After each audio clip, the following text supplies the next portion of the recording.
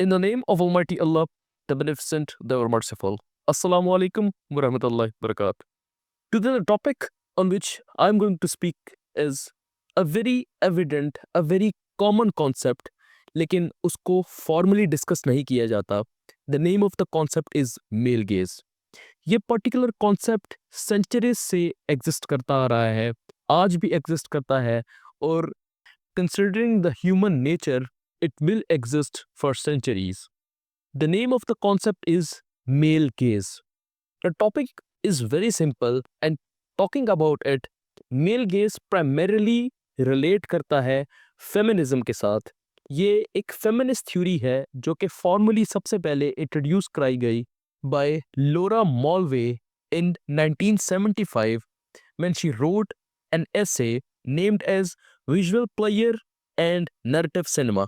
And this was the very first time when this particular concept, this particular idea or perspective was introduced formally under the umbrella of gender studies.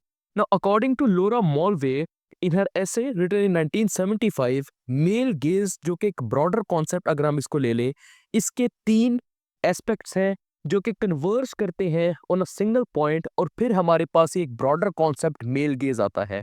ये 3 concepts कौन से हैं? The very first concept is the camera gauge, यानी कि female को entertainment industry में, B it a film, a movie, a story, advertisements, ये किसी भी पीस ऑफ एंटरटेनमेंट और मीडिया इंडस्ट्री में फीमेल को किस तरह से कैमरा एंगल्स के थ्रू, कैमरा की आई के थ्रू प्रेजेंट किया जाता है. एक एस्पेक्ट मेल गेज का ये है, और एक पिलर ये है. द सेकंड पॉइंट और the second pillar is the male characters gauge, कि किसी भी स्टोरी लाइन में, मूवी में, फिल्म में या एडवर्टीजमेंट में कोई भी मेल कैरेक्टर एक फीमेल कैरेक्टर को उसमें जो पार्ट प्ले कर रही है उसको किस तरह से देखता है, उसको किस तरह से परसीव करता है, उसके साथ किस तरह से बिहेव करता है. This is the second main pillar of this concept male gaze. And the third pillar और the third aspect is the audience gaze, कि किस तरह से ऑडियंस फीमेल को देखती है, किस तरह से ऑडियंस फीमेल को परसीव करती है. More specifically the male audience, जो मेल हजरात हैं, जो मर्द हजरात देख रहे हैं किसी भी पीस ऑफ एंटरटेनमेंट को, किसी भी एडवर्टीजमेंट को, किसी भी स्टोरी लाइन को पढ़ रहे हैं या उसको कंज्यूम कर रहे हैं, वो किस तरह से परसीव करते हैं फीमेल कैरेक्टर्स को. This is the third and the last pillar of this concept male gaze. So the first concept is the camera gaze, how the camera shows or presents a female. The second element is the male character's gaze, कि किस तरह से male character perceive करता है. And the third concept is the audience gaze, कि किस तरह से जो audience है वो perceive करती है एक female character को.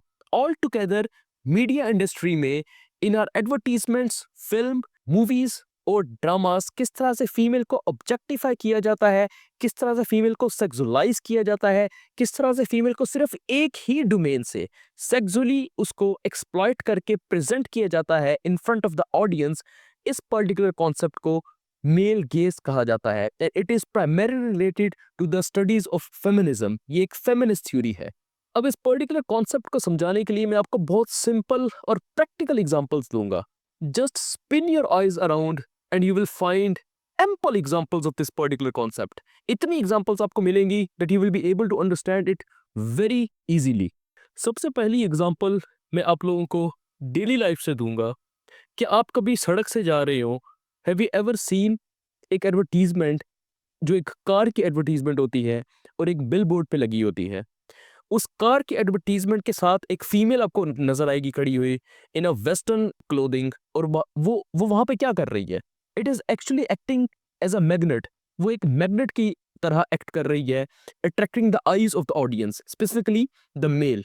And she is actually being absolutely objectified on that billboard. एक कार की एडवर्टीजमेंट के साथ एक फीमेल का खड़ा होना, apparently it looks quite illogical, लेकिन येट इट इज देयर.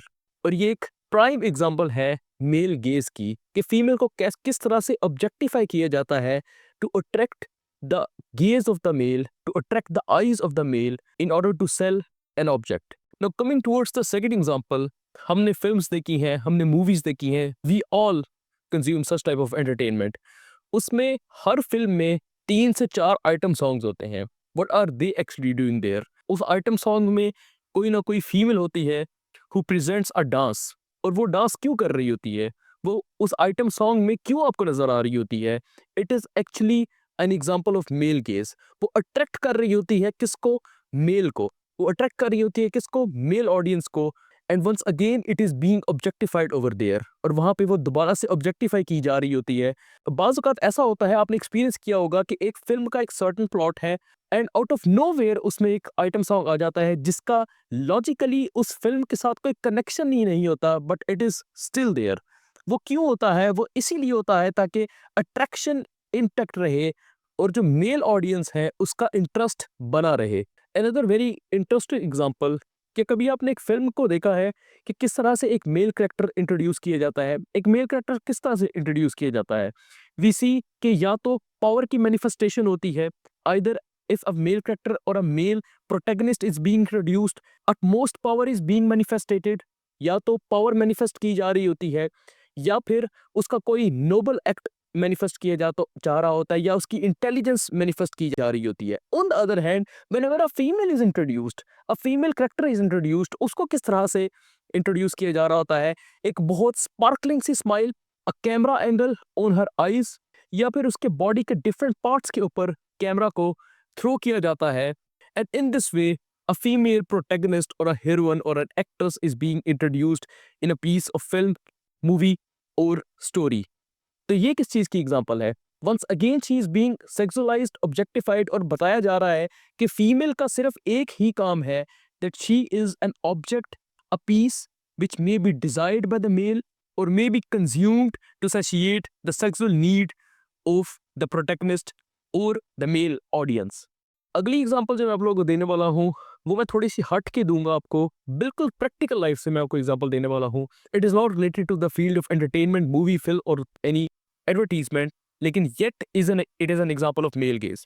आप सब ने इस चीज को एक्सपीरियंस किया होगा कि कोई कंपनी खुलती है, कोई प्राइवेट कंपनी खुलती है, कोई बैंक खुलता है, या फिर कोई किसी भी तरह की कोई कॉर्पोरेट सेक्टर खुलता है। आपको रिसेप्शन के ऊपर क्या एक मेल नजर आता है? No, you usually see a female. आप एक फीमेल को देखते हो, a very well dressed female, उसकी जगह कोई मेल भी हो सकता है, लेकिन 90% जगह पे, 90% साइट्स पे आप क्या देखते हो? You see a female, a very well dressed female जो बैठी होती है, आपको वेलकम कर रही होती है, आपको ग्रीट कर रही होती है। What is actually that? Once again a very clear example of male gaze, attraction.